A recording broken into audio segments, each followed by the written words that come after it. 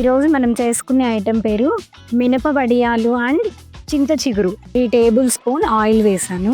వేడవగానే ఆవాలు జీలకర్ర వేస్తున్నాను. ఒక 3 పచ్చిమిర్చి, 2 ఆనియన్స్, కొంచెం ఆనియన్స్కి సరిపడా అంత సాల్ట్ బిఫోరే వేసేసుకోవాలి. వేసుకుంటే దీనిలో వాటర్ ఫామ్ అవుతుంది, తొందరగా కొంచెం ఈజీగా ఫామ్ అవుతుంది. 5-10 మినిట్స్లో సాఫ్ట్ అయిపోతుంది. మూత పెట్టేసుకోవాలి. ఇలా సాఫ్ట్గా బ్రౌన్గా వచ్చేసింది. మనము 1 కప్పు వడియాలు తీసుకుంటే చింత చిగురు కూడా 1 కప్ తీసుకోవాలి. దీన్ని ఇలా కలిపేసుకుంటున్నాము.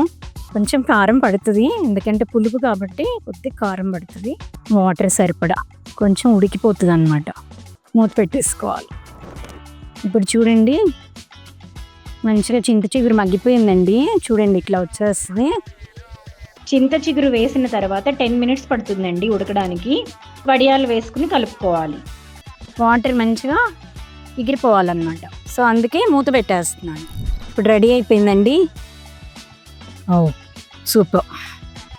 నేను ఇలానే మీకు రకరకాల వంటలు చేసి చూపిస్తూ ఉంటాను. నేను ఇలా చేయాలి అంటే మీ సపోర్ట్ కంపల్సరీ కావాలి నాకు. సో ఒక లైక్ చేయండి, సబ్స్క్రైబ్ చేయండి, షేర్ చేయండి. Thank you.